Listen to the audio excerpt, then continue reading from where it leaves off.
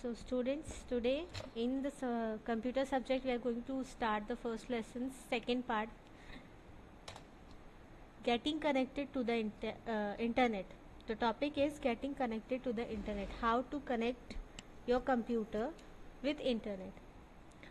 All modern computers and laptops are capable of connecting to the internet. To get connected to the internet, you need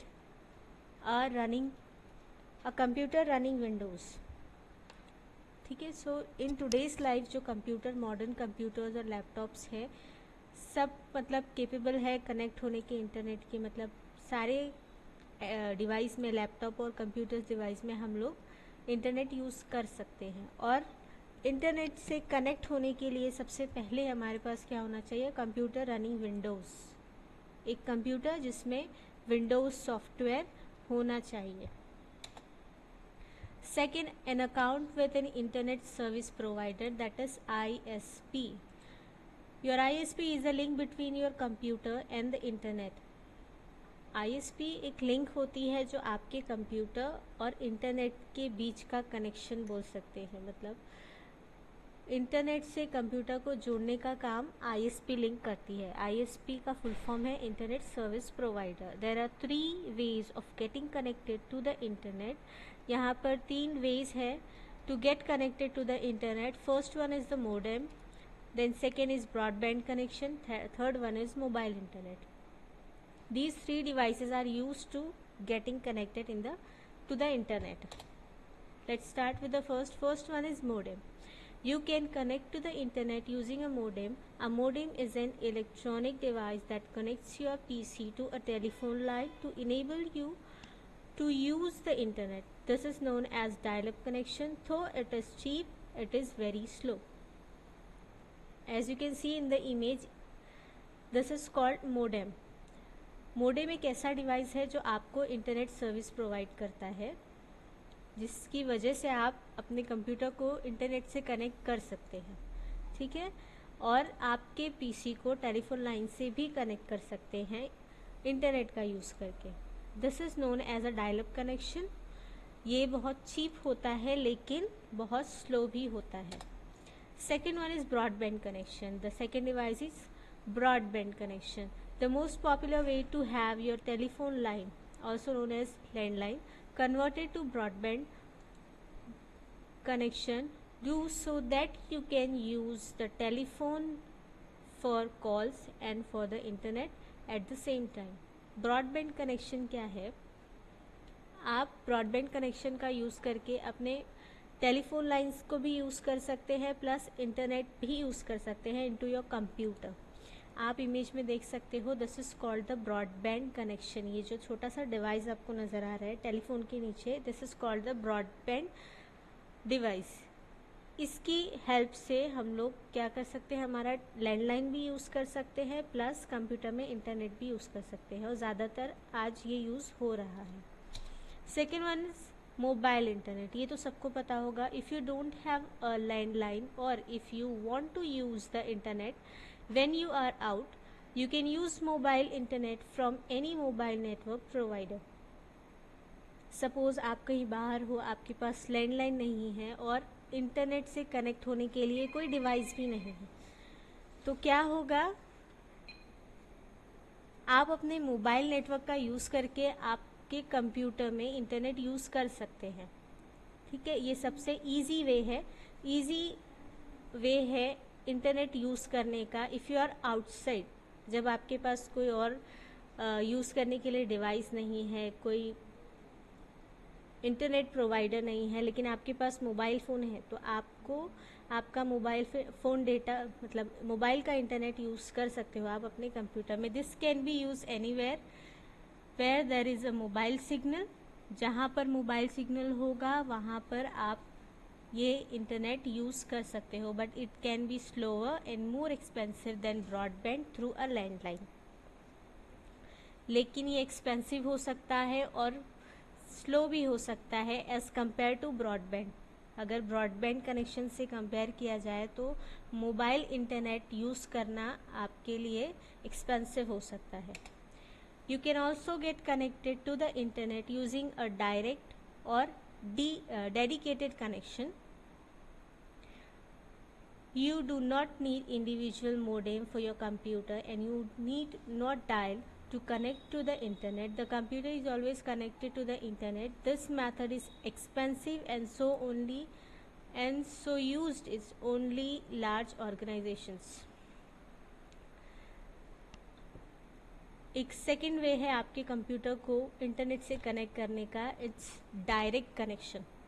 ठीक है, internet provider से आप direct connection अपने computer में ले सकते हैं. ठीक है, ये बहुत ज़्यादा एक्सपेंसिव होता है, तो इसमें आपको न तो मॉडेम की ज़रूरत पड़ती है, ना ही डायल अप कनेक्शंस की ज़रूरत पड़ती है या ब्रॉडबैंड कनेक्शन की ज़रूरत पड़ती है.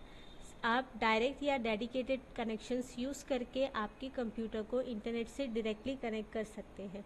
सो ये बहुत ज़्यादा एक्सपेंसिव होता है, तो बहुत सारी लार्ज ऑर्गेनाइजेशंस और बड़ी बड़ी कंपनियों में जो है ये मेथड यूज़ किया जाता है. Now come to the world wide web. Second topic is www. World Wide Web or WWW is a collection of all the websites on the internet. All these websites are linked to one another to form a globe, World Wide Web of information. Yes, World Wide Web क्या है? एक collection है websites का. आपको अगर internet आप use कर रहे हो और आपको बहुत सारी वेबसाइट्स सर्च करनी है, तो वर्ल्ड वाइड वेब ऐसा इंटरनेट का ऐसा मतलब क्या, इंटरनेट मतलब वर्ल्ड वाइड वेब कैसे बोलते हैं, एक ऐसा इंटरनेट है जो आपको सारी वेबसाइट्स का कलेक्शन देता है. इसके पास सारे कलेक्शंस होते हैं वेबसाइट के. आप कुछ भी सर्च करोगे तो यहाँ पर आपको मिल जाएगा. सो वर्ल्ड वाइड वेब में कितनी चीज़ें इंक्लूडेड होती हैं, तो सबसे पहले होता है वेब ब्राउज़र. इंटरनेट से कनेक्ट होने के लिए आपको वेब ब्राउज़र चाहिए. A program for getting connected to www and viewing any information in it. Microsoft Internet Explorer is a web browser. Web browser क्या है? एक ऐसा प्रोग्राम होता है, जैसे आप अपने मोबाइल में ऐप्स देख ही सकते हो. गूगल क्रोम हो गया, इंटरनेट एक्सप्लोरर हो गया, तो ये सारे क्या है? वेब ब्राउज़र है. इनकी हेल्प की मदद से आप www से कनेक्ट हो सकते हो और इन्फॉर्मेशंस देख सकते हो. यहाँ पर सबसे फेमस वेब ब्राउज़र क्या है? Microsoft Internet Explorer. Second one is web server, a program और a computer that store all websites. Web server क्या है? एक प्रोग्राम या तो एक मेन कंप्यूटर जो बहुत सारी वेबसाइट्स को अपने अंदर स्टोर करके रखे. Websites, a collection of web pages link to one another. Websites क्या होती है? ऐसा वेब पेज का कलेक्शन है जो एक से ज़्यादा और एक दूसरे से लिंक्ड होते हैं या कनेक्ट होते हैं. Web page. Fourth one is web page, a single page of information, text, images, sound, video clips on a web page. Web page क्या होता है? एक सिंगल पेज. जब आप कभी सर्च करते हो, सपोज़ आपने गूगल क्रोम पे सर्च किए, कोई भी सीनरी सर्च किए, ठीक है, तो उससे रिलेटेड इन्फॉर्मेशन आपको एक पेज पे शो करेगा. टेक्स्ट शो करेगा, इमेजेस भी शो करेगा और वीडियो क्लिप्स भी शो करेगा. तो वो पेज को क्या कहते हैं? वेब पेज कहते हैं.